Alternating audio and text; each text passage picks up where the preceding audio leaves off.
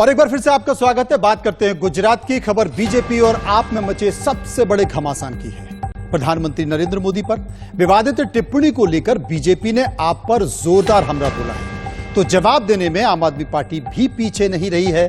कैसे, खुद देखिए।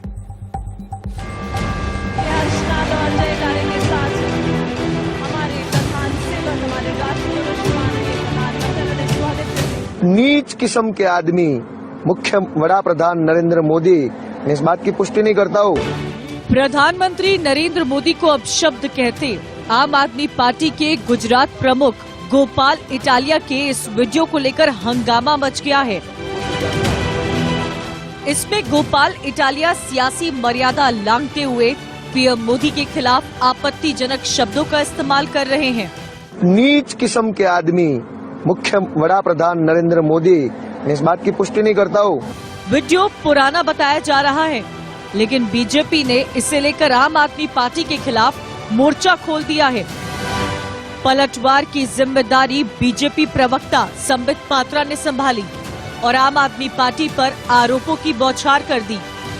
देश के लोकतांत्रिक तरीके से चुने हुए प्रभावशाली और कर्मठ प्रधानमंत्री को अगर नीच कहा जाए, और वह भी एक बार नहीं कई बार एक वीडियो में गोपाल इटालिया जो उनके अध्यक्ष हैं गुजरात के, कई बार प्रधानमंत्री जी को नीच शब्द कह के संबोधित कर रहे हैं,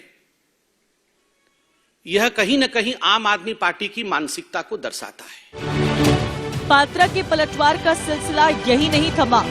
उन्होंने इटालिया के बयान को लेकर सीधे सीधे केजरीवाल पर हमला बोला और उनकी तुलना 2017 में पीएम के खिलाफ ऐसी ही टिप्पणी करने वाले मणिशंकर अय्यर से कर डाली। आज अगर मैं कहूं कि अरविंद केजरीवाल और मणिशंकर अय्यर में कोई फर्क नहीं रहा है, दोनों की भाषा का स्तर, दोनों का राजनीति करने का तरीका एक जैसा ही है, तो ये अतिशयोक्ति नहीं होगी।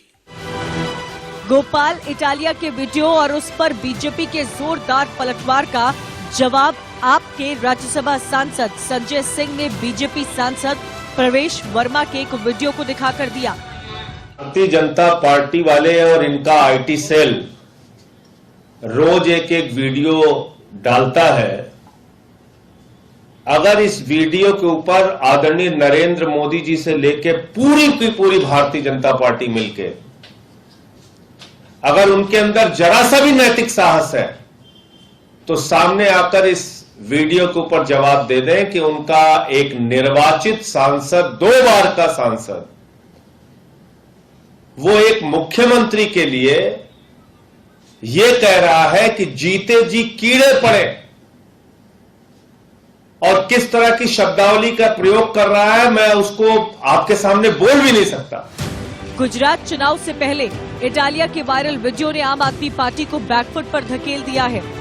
डैमेज कंट्रोल के लिए मीडिया के सामने आए गोपाल इटालिया ने सफाई में जाति कार्ड खेला कि गोपाल इटालिया पटेल है, इसलिए उसको टारगेट किया जाए, क्योंकि वो पाटीदार आंदोलन से पहले जुड़ा हुआ था, क्योंकि पाटीदार समाज बीजेपी से नाराज चल रहा है, क्योंकि पाटीदार अब आम आदमी पार्टी की ओर आगे बढ़ रहे, तो गोपाल इटालिया को किसी न किसी तरह से परेशान किया जाए, हैरान किया जाए। क्या इस पूरे देश में यही काम बच गया है कि ये वीडियो देख लो, वो वीडियो देख लो, ये भाषा देख लो, वो भाषा देख लो? सियासी पंडितों के मुताबिक गुजरात चुनाव से पहले इटालिया का वीडियो वायरल होना आम आदमी पार्टी की उम्मीदों को बड़ा झटका दे सकता है। Bureau report, India news. और आइए बात करते हैं, वर्ल्ड वार का काउंटडाउन क्या शुरू हो चुका है?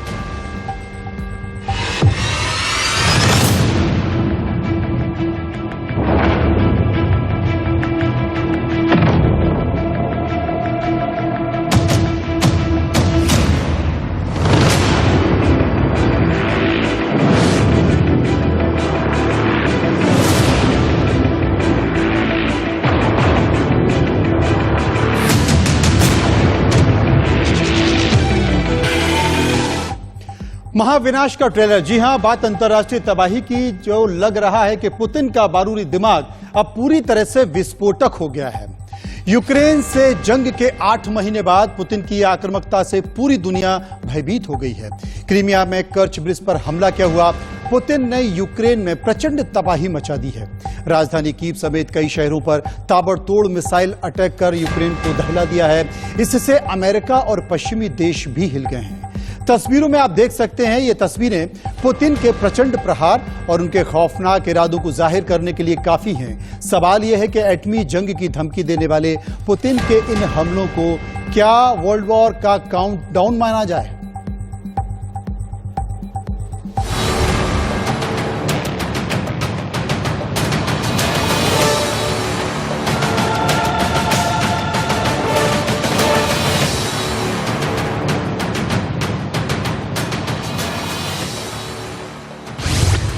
यूक्रेन पर पुतिन का प्रचंड प्रहार।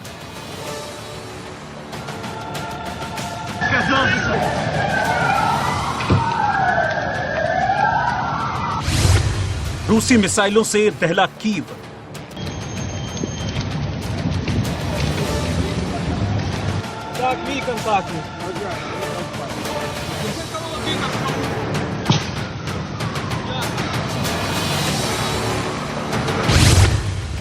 $75 मिसाइलों ने मचाई तबाही।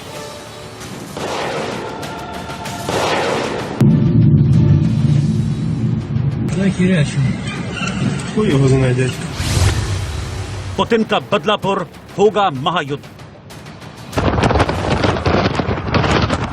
Здесь ударили здесь. Вот Шевченко. Есть раненые. वर्ल्ड वॉर का काउंटडाउन शुरू।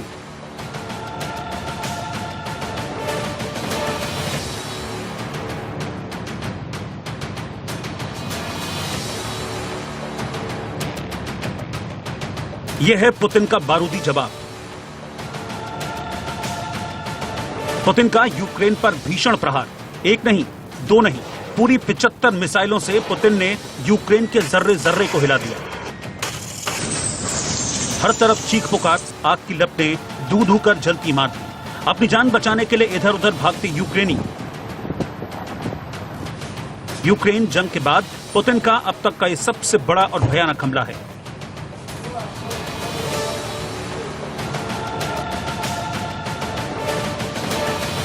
पुतिन ने यूक्रेन की तरफ से कर्च ब्रिज को उड़ाए जाने का बदला 48 घंटे में ले लिया। पहले ज़पोरिज़िया में ताबड़तोड़ मिसाइलें दागी, आज कीव के कई शहरों को नेस्तनाबूद कर दिया।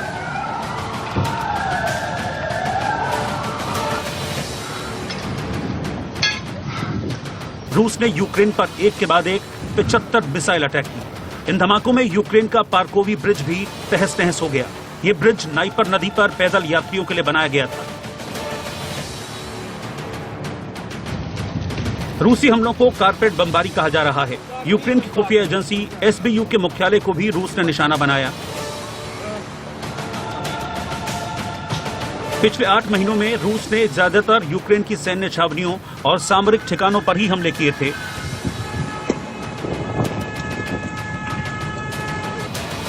लेकिन कर्च पुल पर हुए धमाके के बाद पुतिन ने इस बार यूक्रेन की राजधानी कीव समेत कई रिहायशी इलाकों को निशाना बनाया। अचानक हुए रूसी अटैक के बाद पूरे यूक्रेन में तबाही का मंजर है। हर तरफ खौफ पसरा है। यूक्रेनी किसी तरह शेल्टर में अपनी जान बचा रहे हैं। घायलों का इलाज किया जा रहा है। पूरा यूक्रेन अलर्ट पर है।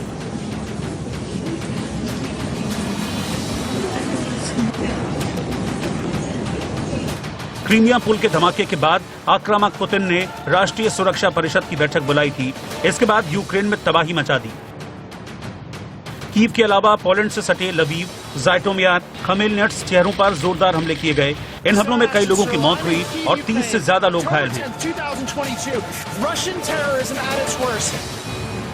कीव पर पुतिन के प्रचंड प्रहार के बाद भी यूक्रेन के हौसले पस्त नहीं हुए हैं। यूक्रेनी राष्ट्रपति ज़ेलेंस्की ने एक बार फिर हुंकार भरी है। ज़ेलेंस्की का कहना है कि हम कभी सरेंडर नहीं करेंगे, हम अंतिम सांस तक लड़ेंगे, रूसी मिसाइलों के हमले का बदला लेंगे, दुश्मन ने जो दर्द दिया उसकी सजा देंगे। दरअसल यूक्रेन में लंबी जंग के बाद पुतिन बौखलाए हुए हैं। अमेरिका और पश्चिमी देशों की मदद ने पुतिन का पारा और हाई कर दिया है। पुतिन ने हाल ही में एटमी जंग की धमकी दी थी और कहा था कि इसे मजाक न समझा जाए। अब कीव पर पुतिन ने जिस तरह से मिसाइलों से अटैक किए हैं, उससे पुतिन के इरादे समझे जा सकते हैं। यानी पुतिन अपने दुश्मनों को कभी बख्शते नहीं हैं। अब सवाल यह है कि क्या पुतिन के इस हमले के बाद महायुद्ध का काउंटडाउन शुरू हो गया है? Bureau report, India news. असल में क्रीमिया का कर्च ब्रिज रूस के लिए बेहद खास था और जब इसे विस्फोट से नेस्तनाबूद करने की कोशिश की गई तो पुतिन का पारा 7वें आसन पर चल गया। कीव पर ताबड़तोड़ हमले के पहले पुतिन ने ज़पोरिज़िया पर मिसाइल से अटैक कर महाविनाश का ट्रेलर दिखा दिया। अब हमारी ये रिपोर्ट देखिए और देखिए कि किस तरीके से वहां पर विनाश हुआ।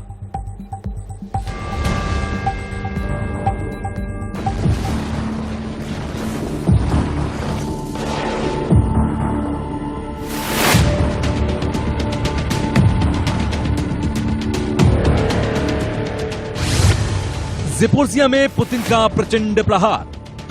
Вот, короче, ёбаные русские. घातक मिसाइलों से मचाया हाहाकार।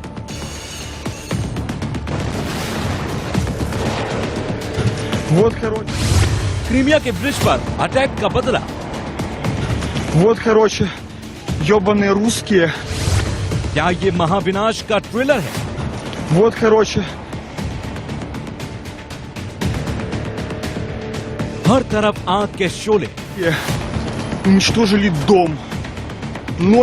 आग के लपटों में घिरी इमारतें, बदहवास लोग और चीख पुकार।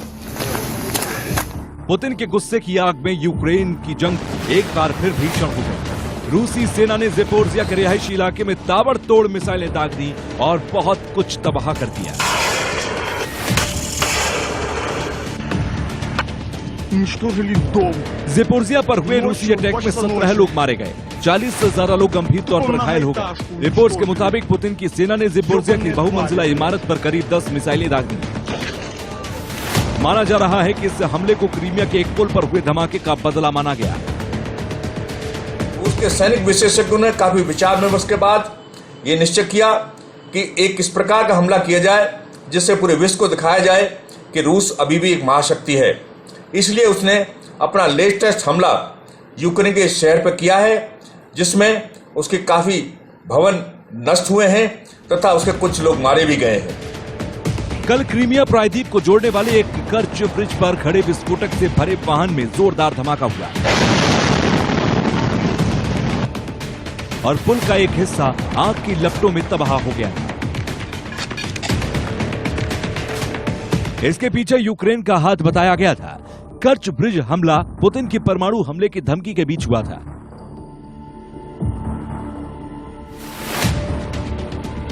कर्च ब्रिज पर हमले ने पुतिन का पारा चढ़ा दिया था। तभी से माना जा रहा था कि पुतिन अब कुछ बड़ा करने वाले हैं। ज़पोरिज़िया पर हमला उसी का बदला माना जा रहा है। 2 दिन पहले ही रूस ने ज़पोरिज़िया पर आत्मघाती ड्रोन से हमला कर दिया था। एक अपार्टमेंट बिल्डिंग पर हुए इस हमले में 11 लोग मारे गए थे। क्षेत्रीय गवर्नर के मुताबिक यह हमला ईरान के शाहीद 136 ड्रोन से किया गया था। यूक्रेन जंग में कई मोर्चों पर घिरी पुतिन की सेना के लिए आत्मघाती ड्रोन मिसाइल ज्यादा फायदेमंद साबित हो रही है। ये बेहद सस्ते और जमीन पर कहर बरपाने में पूरी तरह से सक्षम है। ईरान का शाहीद 136 ड्रोन कई घंटों तक हवा में रह सकता है। ये ड्रोन पहले अपने लक्ष्य पर मंडराता है और फिर दुश्मन सैनिकों, उनके सुरक्षा कवच और इमारतों से टकराता है और विस्फोट हो जाता है। हालांकि ईरान ने रूस को ड्रोन मुहैया कराने की खबरों को खारिज कर दिया है। पुतिन ने सितंबर में ही यूक्रेन से जीते हुए 4 इलाकों को अपने देश में मिलाने के लिए संधि पर हस्ताक्षर किए थे। इनमें लुहांस्क, दोनेत्स्क, खेरसोन और ज़पोरिज़िया शामिल थे। पुतिन ने यह भी साफ कर दिया था कि इन्हें कभी वापस नहीं किया जाएगा। ज़पोरिज़िया में यूक्रेन का सबसे बड़ा परमाणु प्लांट है, जिस पर रूसी सेना का कब्जा है।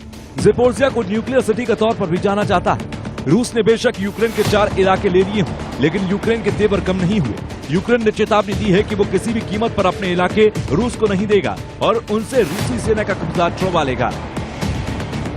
यूक्रेन ने नेटो देशों की सदस्यता के लिए पहल कर दी है। सवाल यह है कि पुतिन ने जिस तरह से ज़पोरिज़िया पर हमला किया, क्या ये पुतिन के महाविनाशक कदम का trailer? Bureau report, India news.